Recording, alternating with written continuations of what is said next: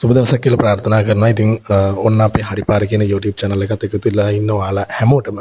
ඉතින් මේ වීඩියෝ එක මම ඔයාලට කරන්න බලාපොරොත්තු වෙන්නේ විදේශගත වෙලා ඉන්න කාන්තාවන් තමයි මම මේකෙදි ප්‍රධාන වශයෙන්ම ඉලක්ක කරගන්නේ. ඉතින් මොකද විදේශගත වෙලා ඉන්න කාන්තා සහ පිරිමි දෙපාර්ශ්වයටම බොහෝමයක් ගැටලු තියෙනවා මේ වෙනකොට වර්තමානයේ වෙනකොට ඔයාලා දකිනවා ඇති. ඉතින් මේ ගැටලු වලට ඒ කියන්නේ නීතිමය ක්‍රියාමාර්ග ගන්න අවශ්‍ය දේවල් වලට කොහොමද ඔයාලා නීතියෙන් ක්‍රියාමාර්ගයක් ගන්න කියන එක මම මේ වීඩියෝ එකෙන් ඔයාලට කතා කරන්න බලාපොරොත්තු වෙනවා.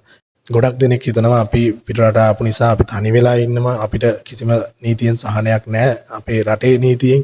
ඉතින් මෙන්න මේ දේවල් හිතාගෙන ඉන්නවා. ඉතින් අපි ලංකාවට යන්නේ නැතුව ලංකාවේ පොලිසියට මේවට උත්තර හොයන්න බැරිද?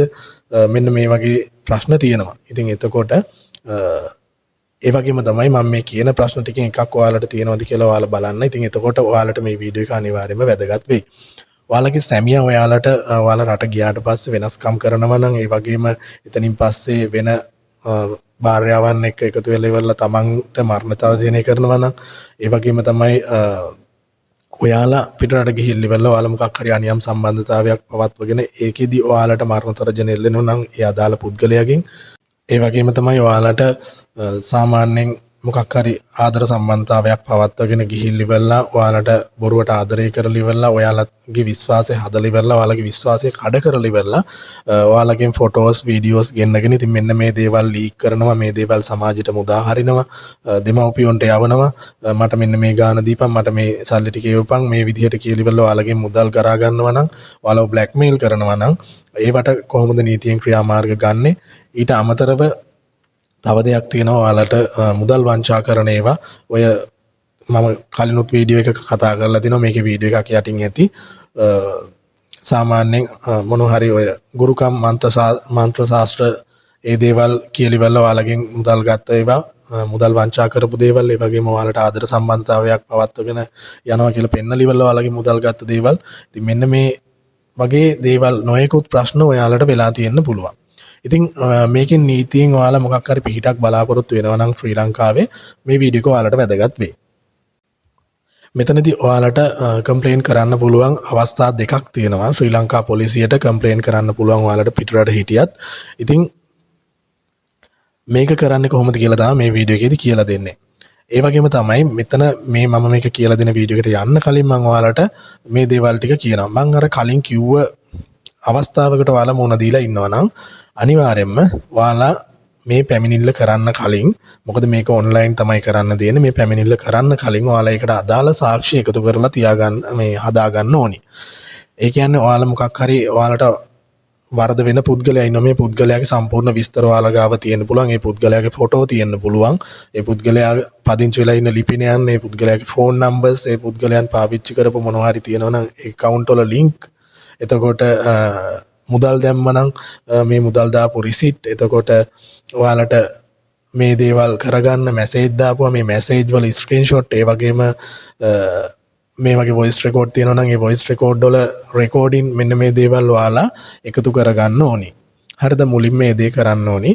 ඊට අමතරව ඔයාලට මේ වෙච්ච සිද්ධිය මොකක් හරි සිදුවීම දැන් මම ඔයාලට කිව්ව සිදුවීම් වලින් එකක් වෙන්න පුළුවන්. මෙන්න මේ සිදුවීම සම්පූර්ණ විස්තර කරලා ඔයාලට පුළුවන් නම් ලියුමක් විදිහට ලියන්න මේක ලියන්න. කොලේක ලියන්න. කොලේක ලියලිවලා ඒකේ පැහැදිලි ෆොටෝ එකකුත් ගන්න. මෙන්න මේ සාක්ෂි ටික ඔයාලා හදාගන්න. හදාගෙන ඉවරලා මම මෙන්න මේ දාන වීඩියෝ එකෙන් ඔයාලට කියලා දෙනවා කොහොමද ලංකාවේ පොලිසියට කම්ප්ලේන් එකක් කරන්න කියලා. ඉතින් දැන් ටෙල් IGP කියලා තියෙනවා. ඒ කියන්නේ කෙලින්ම පොලිස්පතිට කතා කරන්න කියලා ඉවරලා තියෙන වෙබ්සයිට් එකක්. මේ වෙබ්සයිට් එක හරහා ඔයාලට පුළුවන් ඔයාලගේ පැමිණිල්ල යොමු කරන්න. ඊට අමතරව මොකක් හරි කාන්තාවන්ගේ සම්බන්ධ ගැටලුවක් නම් ඔයාලට පුළුවන් ඊමේල් ඇඩ්‍රස් එකක් තියෙනවා මේ ළමා හා කාන්තා කාර්යාංශයේ අන්නේ ඊමේල් එකට ඔයාලට පුළුවන් මේ කියන විස්තර ටික ලබා දෙන්න. මෙතනින් එහාට මම ඔයාලට මේ වැඩේ කරගන්නේ කොහොමද කියලා දෙන්න. මොකද මේක බහුතරයක් දෙනා දන්නේ නැහැ. ඉතින් තේරෙන්නේ නැති අය ඉන්න පුළුවන්. මම මේක මෙතනින් එහාට ඔයාලට කියලා දෙන්න මේක කොහොමද කරන්න කියලා ඉවරලා. හරි මේ වීඩියෝ එකෙන් මම ඔයාලට මෙතනින් කියලා දෙන්නම්. අපි බලමු කොහොමද දැන් මේ ඔයාලා මේ පැමිණිල්ල කරන්න ඕන කියන එක. ඉතින් ඔයාලට මම මේකට අවශ්‍ය link එක දාලා තියන්නම් මේ description එකේ. ඒ වගේම comment එකක් විදිහට මම මේ link එක දාලා තියන්නම්. ඉතින් ඩිරෙක්ට්ම ඔයාලට මේ වෙබ්සයිට් එකටම යන්න පුළුවන්. ඉතින් ඔයාලා ලින්ක් එක කොපි කරගත්තට පස්සේ ඔයාලගේ බ්‍රවුසර් එක මොකක් හරි තියෙනවා නම් ඒ බ්‍රවුසර් එක ඕපන් කරගන්න. මෙතනින් Google එක ඕපන් කරගන්නත් පුළුවන්. කිසි ප්‍රශ්නයක් නැහැ. ඉතින් Google එකට ගිහින් ඉවරලා ඔයාලා මෙතනින් පේස්ට් කරගන්න ඔයාලගේ ඒ අදාළ මම ඔයාලට දීලා තියෙන ලින්ක් එක මේ විදිහට පේස්ට් කරගන්න. හරිද? මේ විදිහට පේස්ට් කරගත්තට පස්සේ ඔයාලා ඉස්සරහට අරගෙන යනවා. පස්සේ ඔයාලට මෙන්න මේ විදිහට වෙබ්සයිට් එකක් පාවිච්චි කරන්න වෙබ්සයිට් එකක් බලා ගන්න පුළුවන්. ඉතින් මේ වෙබ්සයිට් එකට මේ විදිහට ආවට පස්සේ ඔයාලට මේකෙදි ඉංග්‍රීසි තියෙනවා. ඒ වගේම තමයි භාෂා තුනෙන්ම ඔයාලට මේක කරන්න අවස්ථාව තියෙනවා. ඉතින් මෙතනදී සිංහල භාෂාව තෝරගන්න පුළුවන්. ඒ වගේම දෙමළ කෙනෙක් නම් ඔයා තමිල් භාෂාව තෝරගන්න පුළුවන්. ඒ වගේම ඉංග්‍රීසි තියෙනවා ඉංග්‍රීසි තෝරගන්න පුළුවන්. මෙතනදී මම ඔයාලට පහසු වෙන්න සිංහල භාෂාව මම මෙතනදී මේ විදිහට තෝරගන්නවා. ඊට පස්සේ ඔයාලට මේ විදිහට මේ තිරය වෙනස් වෙනවා බලා ගන්න පුළුවන්. මම මේ හැමෝටම තේරෙන භාෂාවෙන් සරලව කියලා දෙන්නේ. ඉතින් මෙතනදී ඔයාලා මේ පැමිණිල්ල ඉදිරිපත් කරන්න කලින් ඔයාලට තියෙනවා මෙන්න මෙතන උපදේශ පත්‍රිකාව කියලා එකක්. ඉතින් ඔයාලා අනිවාර්යයෙන්ම මේ උපදේශ පත්‍රිකාව කියන එක මුලින් කියවලා ඉන්න. මෙතන උපදේශ පත්‍රිකාව කියන එකට ගියාට පස්සේ ඔයාලට ඒක බලා ගන්න පුළුවන්. PDF එකක් විදිහට තමයි මේක මෙතනින් ලබා දෙන්නේ. මෙන්න මේ විදිහට. ඉතින් උපදේශ පත්‍රිකාවේදී ඔයාලට බලා ගන්න පුළුවන් මෙයාලා කියලා තියෙනවා මාර්ගගත ක්‍රමවේදය ඔස්සේ මහජනයාට ශ්‍රී ලංකා පොලිසිය වෙත අපරාධ විවිධ පැමිණිලි රථවාහන වැරදි මහජන පීඩා සහ දූෂණ වැරදි යනාදිය පිළිබඳ තොරතුරු ලබා දීම හෝ පැමිණිලි ඉදිරිපත් කිරීමට මෙම අවස්ථාව මගින් හැකි වේ කියන එක කියලා තියෙනවා. ඉතින් මේක මම සම්පූර්ණයෙන් ඔයාලට විස්තර කරන්නේ නැහැ. මෙතන අර මම ඔයාලට කිව්ව පැමිණිලි සහ තොරතුරු යොමු කිරීමේදී සැලකිලිමත් වෙන්න ඕන කාරණා ටික මෙතන සඳහන් කරලා තියෙනවා. ඔයාලට පුළුවන් මේක කියව ගන්න. මම වීඩියෝ එක දික් වෙන නිසා මේක ඔයාලට මෙතන ඉදිරිපත් කරන්නේ නැහැ. මේක සම්පූර්ණයෙන් කියව ගත්තට පස්සේ ඔයාලට මෙන්න මේ පුවරුවට එන්න පුළුවන්. මේකට ආවට පස්සේ ඔයාලට බලා ගන්න පුළුවන් මෙතන පළවෙනියටම තියෙනවා සිද්ධියට අදාළ පොලිස් ස්ථානය. මෙතනින් ඔයාලගේ පොලිස් ස්ථානය තෝරගන්න පුළුවන් ඔයාලට. ඉතින් මොකක්ද කියලා ඉවරලා මෙතනින් තෝරගන්න පුළුවන්. දැන් මම මෙතනදී උදාහරණයක් විදිහට මොකක් හරි එකක් මෙතනින් තෝරගන්නවා. හරි. මම පොළොන්නරුව කියන එක මේ විදිහට තෝරගත්තා. ඊට පස්සේ පැමිණිලි වර්ගය කියලා ඔයාලගෙන් අහලා තියෙනවා. ඉතින් මෙතන ආවට පස්සේ ඔයාලට මෙතන සම්පූර්ණයෙන්ම පැමිණිලි වර්ගය කියන එකේ බලා ගන්න පුළුවන්. පැමිණිලි කීපයක්ම තියෙනවා. ඉතින් එතකොට ඔයාලට මෙතනදී තෝරගන්න ඕන වෙන්නේ ඔයාලා මොකක් හරි කියන්නේ විදේශ රටක ඉඳගෙන ඔයාලා පැමිණිල්ල කරන්නේ. මේක ලංකාවේ ඇතුළේ ඉන්න අයටත් අදාළයි කිසි ප්‍රශ්නයක් නැහැ. මොකද ලංකාවේ අයටත් මේක පැමිණිලි කරන්න පුළුවන්. මෙතනදී මම සාමාන්‍යයෙන් ඔයාලට ගන්නම් බැන තර්ජනය කිරීම කියන එක මේ විදිහට මම සිලෙක්ට් කරගත්තා. ඊට පස්සේ ඔයාලගේ පැමිණිල්ල ඔයාලා කෙටියෙන් මෙතනදී ටයිප් කරන්න පුළුවන්. හරිද? පැමිණිල්ල මෙතනින් කෙටියෙන් සඳහන් කරන්න කියලා කියන්නේ දැන් ඔයාලා හිතන්නකෝ මෙතනදී ඔයාලට සඳහන් කරන්න පුළුවන් සාමාන්‍ය විදේශගත වෙලා ඉන්න මාහට ශ්‍රී ලංකාවේ සිටින මෙන්න මේ තැනැත්තෙකු ශ්‍රී ලංකාවේ සිටින තැනැත්තෙකු විසින් මරණ තර්ජනය සිදු කිරීම කියන එක ඔයාලට මෙතනදී දාන්න පුළුවන්. ඉතින් මෙතන ඔයාලට අකුරු 1000ක් පාවිච්චි කරලා ඔයාලගේ සිද්ධිය ලියන්න පුළුවන්. ඊට පස්සේ මෙතනදී සිද්ධිය වූ ස්ථානය කියන එක අහලා තියෙනවා. ඊට අමතරව මෙතන සිද්ධිය වූ දිනය සහ වේලාව කියන එක තියෙනවා. ඊට අමතරව මෙතනදී ඔයාලට වැදගත්ම වෙන දේ තමයි ඇමුණුම් එකතු කරන්න කියන එක. මෙතනදී මේ ඇමුණුම් එකතු කරන්න කියන එකේදී ඔයාලට මම අර කලින් සඳහන් කරා වගේ ඔයාලා හදාගත්ත සම්පූර්ණ විස්තර ටික තියෙනවානේ. මෙන්න මේ සම්පූර්ණ විස්තර ටික ඔයාලා මේකට ඇතුළත් කරන්න අවශ්‍ය වෙනවා. ඉතින් එතනදී ඔයාලට මම කිව්වා සම්පූර්ණ දැන් මොකද ඔයාලා විදේශ රටක ඉන්න නිසා සම්පූර්ණ පැමිණිල්ලක් ඔයාලා අර විදිහට කොලේක ඔයාලගේ සිද්ධිය ලියන එක වැදගත් වෙනවා. මොකද මේ කොලෙත් මෙතන දාපුවම මේකත් මේ ඉන්න නිලධාරීන් කියවන නිසා. මොකද යාලට අදහසක් ගන්න ලේසි. ඔයාලා ඉන්නේ විදේශ රටක. එතකොට ඔයාලා ඉන්නේ මොන රටේද? ඔයාලව සම්බන්ධ කරගන්න පුළුවන් දුරකථන අංක මොකක්ද? රට ගියේ මොන අවුරුද්දද? ලංකාවට එන්න කොච්චර කාලයක් තියෙනවද? මේ දේවල් ඔයාලා අනිවාර්යයෙන්ම ඒ ලිපිය ඇතුලේ සඳහන් කරන්න. මෙතන ඇමුණුම කියන තැනට ගියාට පස්සේ ඔයාලට පුළුවන් ඔයාලගේ ගැලරි එකට ගිහිල්ලා එතනින් ඔයාලගේ ඒ අවශ්‍ය ડોකියුමන්ට් එක සිලෙක්ට් කරලා ඉවරලා මෙතනින් ඉදිරිපත් කරන්න කියන එක දාන්න. ඔයාලා හිතන්නකෝ ඉස්සල්ලාම දැන් ඔයාලා ඉදිරිපත් කරනවා ඔයාලගේ පැමිණිල්ල. ඊට පස්සේ පැමිණිල්ලේ ඔයාලා ෆොටෝ එකක් ගහගත්ත එක ඔයාලා ලියාගත්ත එකේ ෆොටෝ එක ඉදිරිපත් කරලා මෙතන ටයිටල් කියන එකේ ලියන්න. කියන්නේ මේ ගැටලුව සම්බන්ධව මගේ සම්පූර්ණ විස්තරය කියලා මෙතනින් සඳහන් කරන්න පුළුවන්. මේ විදිහට හරි මගේ සම්පූර්ණ විස්තරය ඇතුළත් ලිපිය කියලා ඉවරලා දාලා ඉවරලා ඉදිරිපත් කරන්න කියන එකෙන් ඇතුළත් කරන්න පුළුවන්. ඊට පස්සේ තව එකක් ඔයාලට ඒකට දාන්න ඕන නම් ඒ කියන්නේ තව තියෙනවනේ විස්තර ඒකටත් ආයෙ නැවත මෙතන ඇමුණුම් එකතු කරන්න කියන එකෙන් ඊටු විස්තර ටික මෙතන අප්ලෝඩ් කරගන්න. ඊට පස්සේ ඔයාලගේ ජාතික හැඳුනුම්පත් අංකය විදේශ ගමන් බලපත්‍රය කියන එක මෙතනින් දාන්න පුළුවන්. ඉතින් ඔයාලා රට ඉන්න කෙනෙක් නම් ඔයාලට විදේශ ගමන් බලපත්‍ර අංකය දාන්න පුළුවන්. ඉතින් නම මෙතනදී ඔයාලගේ සම්පූර්ණ නම සඳහන් කරන්න. ඒ වගේම ඔයාලගේ දුරකථන අංකය මෙතනින් දාන්න. මෙතනදී ඔයාලගේ පිටරට දුරකථන අංකය දැම්මට ගැටලුවක් නැහැ. නමුත් ඔයාලා මෙතන දාන ලිපියේ ඔයාලගේ ආසන්නතම ඔයාලගේ සහෝදර සහෝදරියෝ ඉන්නවා නම් ගෙදර කෙනෙක්ව සම්බන්ධ කරගන්න පුළුවන් නම් අන්න ඒ කට්ටියගේ විස්තරات දාලා තියන්න. ඊට පස්සේ ඔයාලගේ විද්‍යුත් තැපැල් ලිපිනයක් තියෙනවා. ඒ කියන්නේ ඔයාලගේ ඊමේල් ලිපිනේ මෙතන දාන්න. ඊට පස්සේ මෙතනදී ඔයාලගේ ඇඩ්‍රස් එක දාන්න තියෙනවා. මේකට ඔයාලට පුළුවන් ඔයාලගේ මෙහෙ ලංකාවේ පදිංචි ඇඩ්‍රස් එක දාන්න. ඉතින් මොකද මෙතන විස්තරේ සම්පූර්ණම ඔයාලට අර මම ලිපියක් මගින් යොමු කරන්න කිව්ව එකේ ඔයාලගේ ඇඩ්‍රස් ඒ ටික ඔයාලා විස්තරේ ලියලා තියෙන්න ඕනි. ඊට පස්සේ ඔයාලට මෙතන පුළුවන් මෙන්න මෙතන කැප්චර් එකක් පෙන්නනවා. මෙන්න මේ කැප්චර් එක ඔයාලට මෙතන ටයිප් කරගන්න පුළුවන්. දැන් මෙතන තියෙන්නේ 1 ඊට පස්සේ R අකුර තියෙනවා. මේ විදිහට ඔයාලා මේක මේ විදිහට ටයිප් කරලා ඉවරලා මෙතනදී ටික් එකක් තියෙනවා. මේ ටික් එක දාගන්න ඕනි. මෙන්න මේ විදිහට ටික් එක දාගන්න. ඊට පස්සේ මෙතන යට තියෙන සාමාන්‍යයෙන් අපි ලංකාවේ පැමිණිල්ලක් කරන විදිහටම මා විසින් සපයන ලද තොරතුරු මා දන්නා තරමින් සත්‍ය හා නිවැරදි බව මෙයින් සහතික කරමි. අසත්‍ය තොරතුරු ඉදිරිපත් කිරීම දණ්ඩ නීති සංග්‍රහය 175 වන වගන්තිය යටතේ වරදක් විය හැකි බවත් ඒ සඳහා මා විසින් වගකිව යුතු බවත් මා පිළිගනිමි.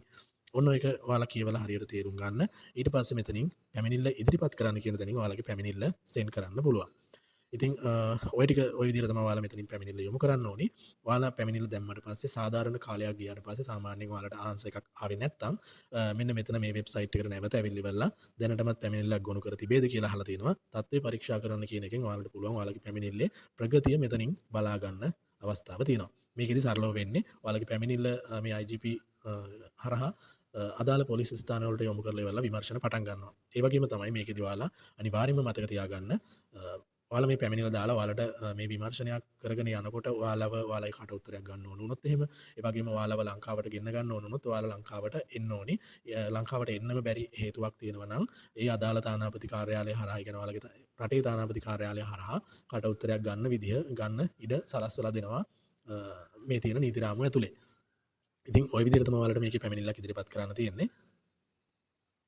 ඊට පස්සේ මම ඔයාලට කිව්වා ළමා හා කාන්තා කාර්යාංශයේ ඊමේල් එකක් තියෙනවා කියලා. ඉතින් මේ ඊමේල් ලිපිනයටත් ඔයාලට මේ විදිහටම මේ පැමිණිලි ඉදිරිපත් කරන්න පුළුවන් කියන එක මම ඔයාලට සඳහන් කරා. ඒකට අවශ්‍ය ඊමේල් ලිපිනයත් මම ඔයාලට දාලා තියන්නම්. ඉතින් අන්නේ ඊමේල් ලිපිනයටත් ඔයාලට පුළුවන් මේ සම්පූර්ණ මේ වගේ පණිවිඩය ඊමේල් කරන්න. ඉතින් ඒක නම් මේ වගේ සම්පූර්ණ විස්තරය අහලා නැහැ. නමුත් ඔයාලගේ විස්තරේ මේ විදිහටම ඊමේල් එකෙත් සඳහන් කරන්න ඕනේ. ඒ අවශ්‍ය ඇමුණුම් තියෙනවා. ඒ කියන්නේ අවශ්‍ය ෆොටෝස්, වීඩියෝස් මේ දේවල් ඇතුළත් කරන්න ඕනේ.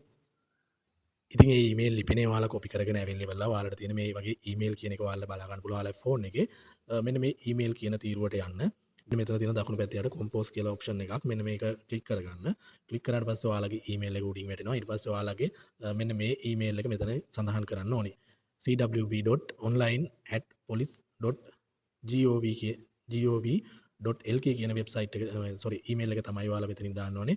සබ්ජෙක්ට් එක කියන එකට ඔයාලගේ පැමිණිල්ල මොකක්ද කියන එක සඳහන් ඒ කියන්නේ පැමිණිල්ල කෙටියෙන් අර මම කිව්වා වගේ ලංකාවේ ඒ කියන්නේ විදේශගත වෙලා සිටින මාහට ලංකාවේ කෙනෙක් ලංකාවේ පුද්ගලයෙකු මරණ තර්ජන සිදු කිරීම කියන එක මෙතනදී ඇතුළත් කරන්න පුළුවන්. ඊට පස්සේ මෙතන ඊමේල් මෙන්න මේ ඊමේල් කියන එකේ තමයි ඔයාලගේ සම්පූර්ණ විස්තරය ටයිප් කරන්න තියෙන්නේ. ඉතින් මෙතන ඔයාලගේ සම්පූර්ණ විස්තරය ටයිප් කරන්න ඕනි. සිද්ධියට අදාළ විස්තර සියල්ලම ඔයාලගේ විස්තර මේ දේවල් මෙතන ටයිප් කරන්න ඕනි. ඊට පස්සේ ඔයාලට දකුණු පැත්තේ උඩින් බලා ගන්න පුළුවන් මෙතන තියෙනවා පොඩි ක්ලික් අයිකන් එකක්. මේ අයිකන් එක උඩ ක්ලික් කරන්න. ක්ලික් කරාට පස්සේ මෙතන ෆොටෝස් තියෙනවා. ෆයිල්ස් කියලා දෙනවා. ඉතින් මේ ෆොටෝස් කියන එකෙන් ඔයාලා අර ගහගත්ත ස්ක්‍රීන්ෂොට් ඒ වගේම ඔයාලගේ ලියපු පැමිණිල්ලේ ඒ කියන්නේ කොලයක් තියෙනවා නම් ඔයාලා ලියලා ඔක්කොම සම්පූර්ණ ලියලා තියෙන කොලේ. ඉතින් අන්න ඒක පැහැදිලිව ෆොටෝ එකක් ගහලා මේ දේවල් මේකට ඇතුළත් කරන්න ඕනේ. මේකට ඇටච් කරන්න ඕනේ මේ දේවල්. ඉතින් ඇටච් කරලා ඉවරලා මෙන්න මෙතන ඊතලයක් තියෙනවා චූටි දකුණු පැත්තේ. මේ ඊතලෙන් send කියන එක ක්ලික් කරන්න ඕනේ. එතකොට මේ ඊමේල් එක send වෙනවා. ඒ විදිහට තමයි ඔයාලා ඊමේල් එකෙන් දැනුවත් කිරීමක් කරනවා නම් ඔයාලගේ පැමිණිල්ල යොමු කරනවා නම් යොමු කරන්න ඕනේ. මම හිතනවා මේ දෙකම ඔයාලට තේරෙන්නේ නැති කියලා. මං හිතනවා ඔයාලා මේ වීඩියෝ එක බලලා ඉවරලා මේක ගැන සම්පූර්ණ අදහසක් ගත්තා කියලා. ඒ වගේම මේ කම්ප්ලේන් එක කොහොමද කරන්න කියලා ඉවරලා ඔයාලා A to Z දැනගන්න නැති කියලා මම හිතනවා. ඉතින් ඇත්තටම මේ වීඩියෝ එක හදන්නෙත් මම රාජකාරී කරලා ඉවරලා මට තියෙන නිදහස් වෙලාවේ.